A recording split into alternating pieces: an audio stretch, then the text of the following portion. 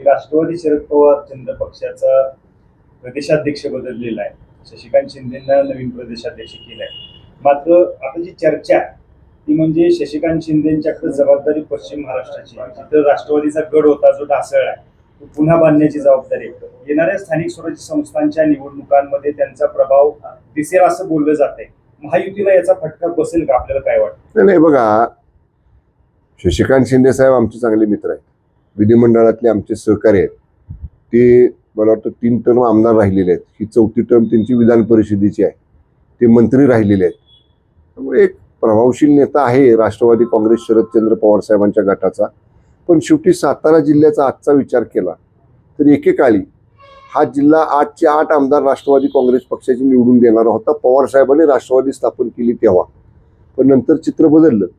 8वरून ती संख्या 6वर आली. आम्ही 2 जण शिवसेनेचे निवडून आलो, मी आणि महेश शिंदे साहेब. नंतर आत्ताच्या परिस्थितीमध्ये 8चे 8 आम्ही महायुतीचे निवडून आलो. कसं आहे, जिल्ह्यावरती प्रभाव कोणा एका व्यक्तीचा नसतो.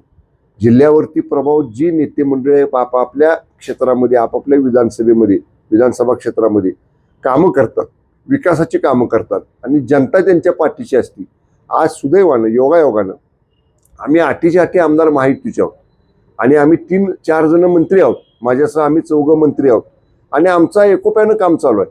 म्हणजे शिवसेना, भाजप, राष्ट्रवादी काँग्रेस, अजितदादा गट पवार साहेबांची आम्ही हातात हात घालून काम करतो. त्यामुळे ठीक आहे, समोरच्या पक्षाला प्रभाव दाखवायचा असेल, त्यांना ताकद वाढवायची असेल, ती त्यांचा प्रयत्न करतील. पण महायुती ही सातारा जिल्ह्यामध्ये स्थानिक स्वराज्य संस्थांच्या निवडणुकीत भक्कम राहील आणि महायुती एकत्र राहावी यासाठी पालकमंत्री म्हणून माझा प्रयत्न असेल.